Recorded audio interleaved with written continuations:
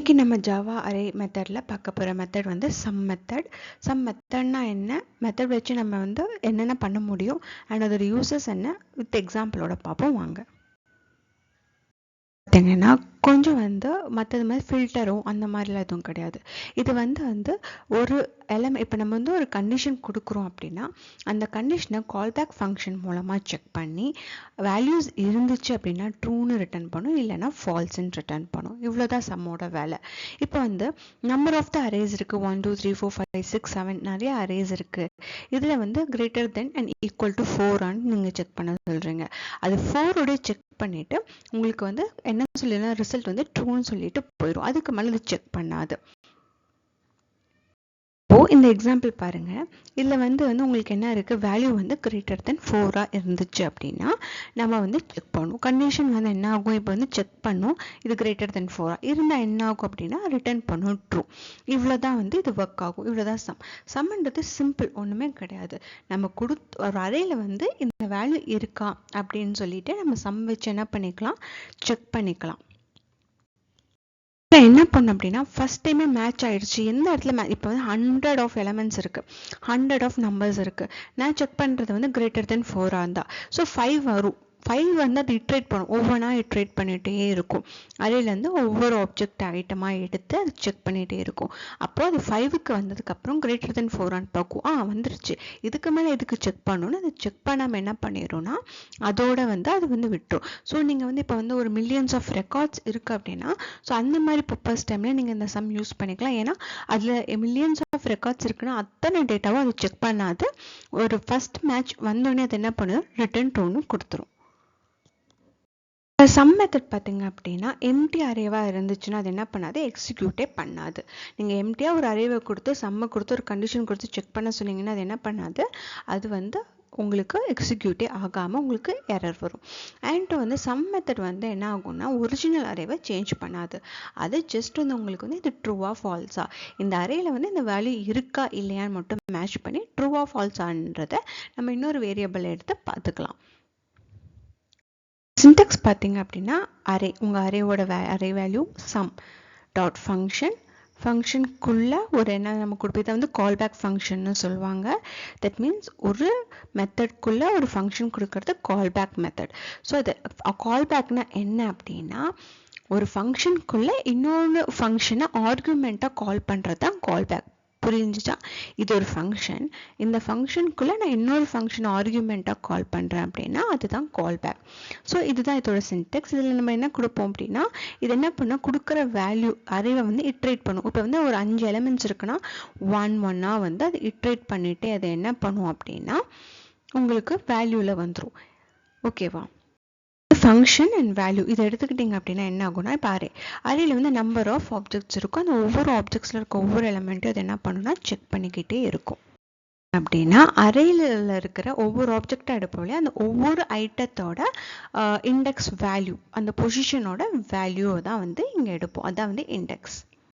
உங்களுக்கு புரிஞ்சிருக்கும் இந்த சின்டெக்ஸோட ஃபுல் எக்ஸ்பிளனேஷன் எதுக்காக இதெல்லாம் அப்படின்ட்டு. ஓகேவா? ஸோ வேல்யூ இண்டெக்ஸ் அரேயில் என்னென்ன வேல்யூஸ் வந்து நம்மளுக்கு வரும் அப்படின்ட்டு. அரேயில் என்ன வரும்னா அந்த அரேவே தான் வரும், மற்றபடி வேறு ஒன்றும் கிடையாது. ஓகேவா? இது நம்ம வந்து ஆப்ஷனில் தான் யூஸ் பண்ணுவோம். ஸோ மோஸ்ட்டாக எப்படி வந்து ஒர்க் ஆகும்னா அரே டாட், இது இந்த எக்ஸாம்பிள் கொடுத்துருப்போம் பாருங்கள், அரே டாட் சம் வேல் வந்து கிரேட்டர் தென் 0. ஸோ இந்த அரே வந்து வேல்யூ இருந்துச்சுன்னா கிரேட்டர் தென் 100 மட்டும் செக் பண்ணிட்டு ட்ரூவா ஃபால்ஸான்னு ரிட்டர்ன் பண்ணும்.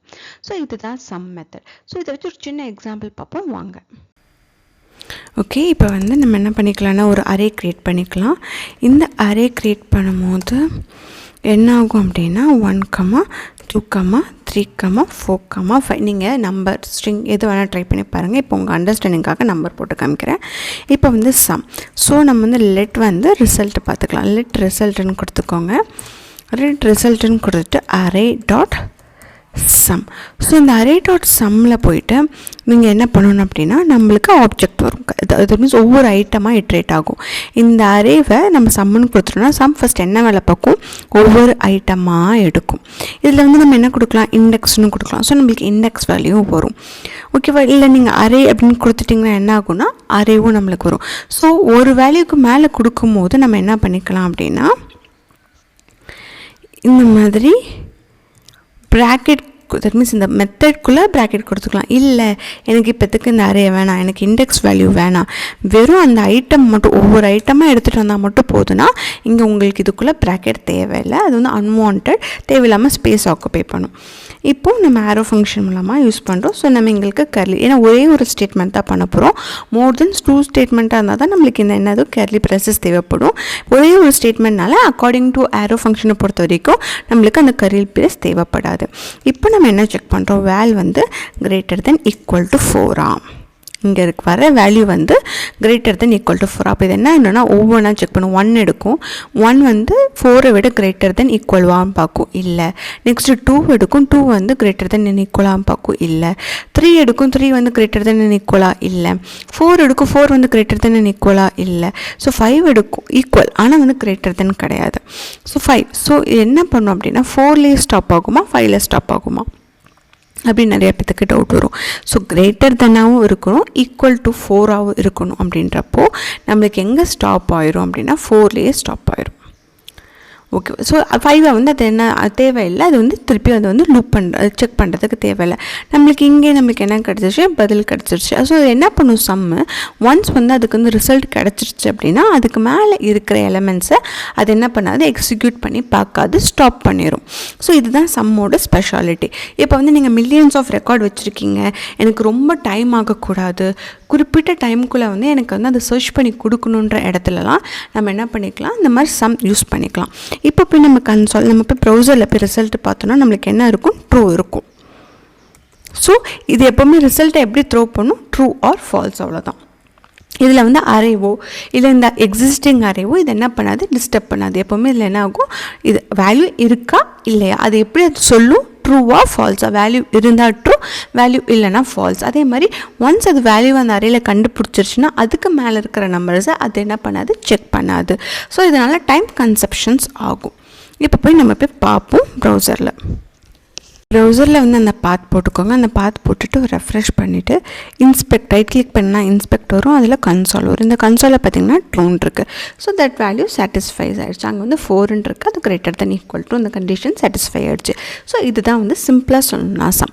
உங்களுக்கு வேணும் ஆப்ஜெக்ட்ஸு அரேயில் வந்து ஆப்ஜெக்ட்ஸ் கூட ஆட் பண்ணி போட்டு பாருங்கள். உங்களுக்கு வந்து இன்னும் அண்டர்ஸ்டாண்டபிள் ஆகும். ஒரு ஐடியா ஒரு நேம் கொடுத்து நீங்கள் ட்ரை பண்ணி பாருங்கள். தேங்க்ஸ் ஃபார் வாட்சிங்.